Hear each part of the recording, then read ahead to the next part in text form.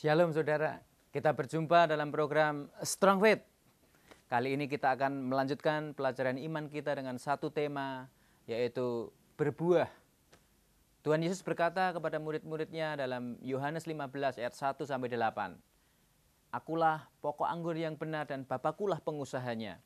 Setiap ranting padaku yang tidak berbuah dipotongnya, dan setiap ranting yang berbuah dibersihkannya supaya ia lebih banyak berbuah.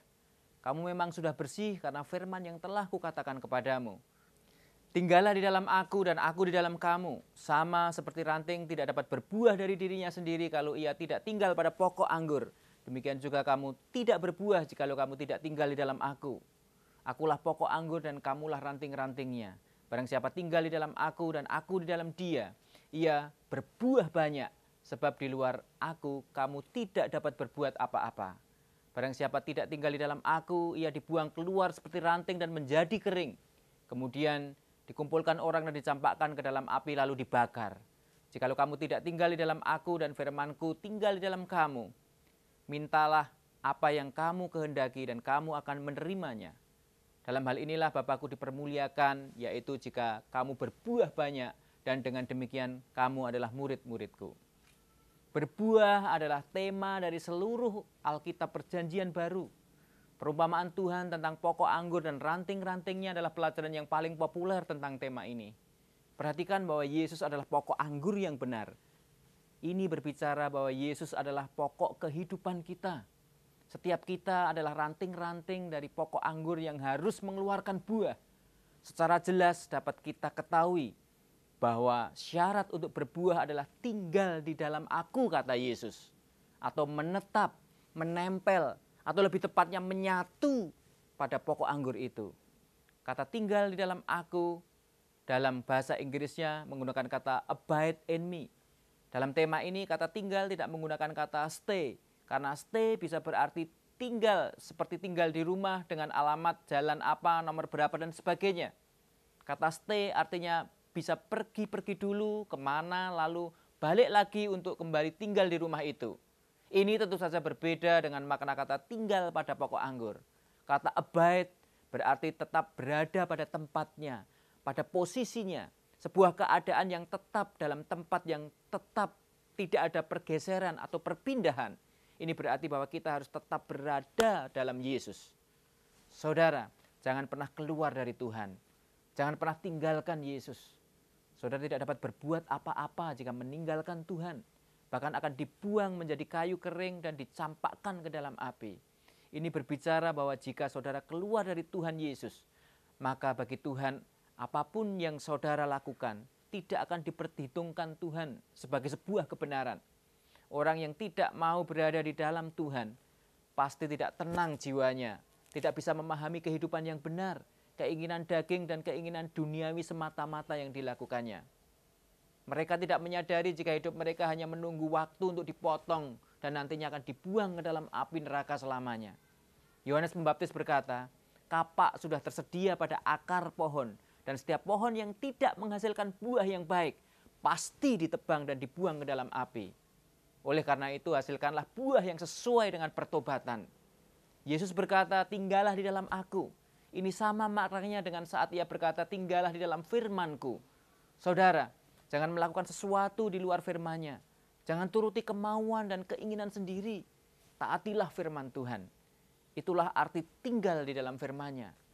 Firman Tuhan menyatu dengan kita, mendarah daging dalam jiwa dan hati kita, sehingga menghasilkan buah-buah perbuatan dan karakter yang baik dalam hidup kita. Ada 9 buah roh yang dituliskan dalam kitab suci, yaitu kasih, sukacita, damai sejahtera, kesabaran, kemurahan, kebaikan, kesetiaan, kelemah lembutan, dan penguasaan diri. Ini adalah buah roh yang dihasilkan oleh seseorang yang tinggal di dalam firman Tuhan, tetap berada di dalam Yesus. Karakter kita yang dihasilkan oleh karena keintiman kita dengan Tuhan, oleh kerja kuasa Roh Kudus. Seorang yang intim dengan Tuhan, yang hatinya melekat pada Tuhan, ia pasti berbuah. Jika kita perhatikan dalam perumpamaan pokok anggur ini, ada 4 frase yang menarik dalam bahasa Inggrisnya sehubungan dengan tema kita saat ini. Yang pertama, bear no fruit, artinya tidak berbuah, no fruit. Tidak berbuah adalah akibat dari tidak tinggal tetap dalam Yesus.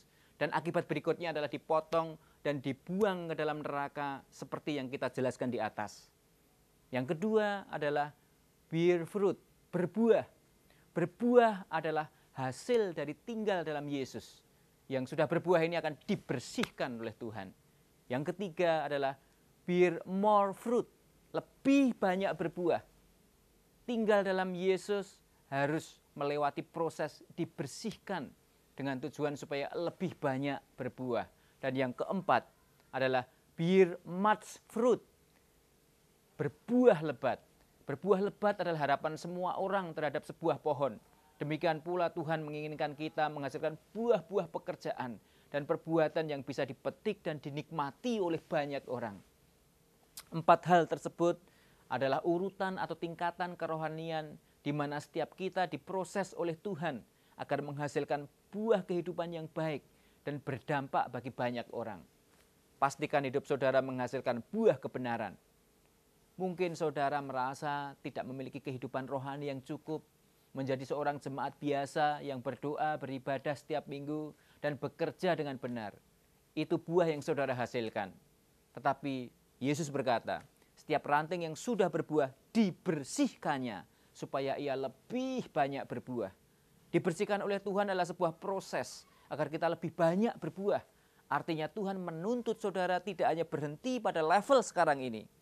Saya yakin bahwa dibersihkan oleh Tuhan adalah hal yang tidak mengenakan.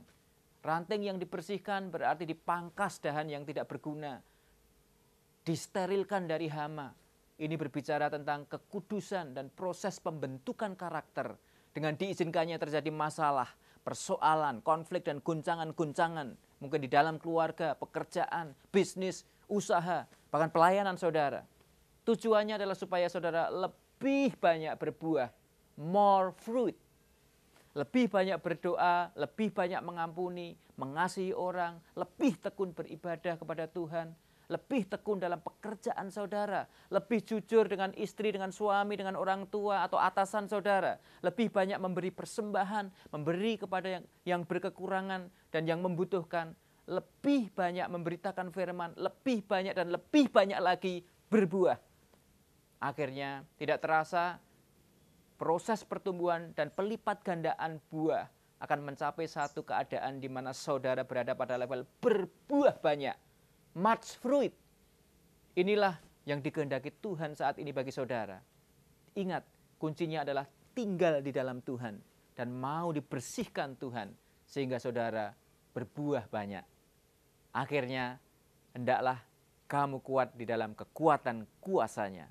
Have a strong faith. God bless you.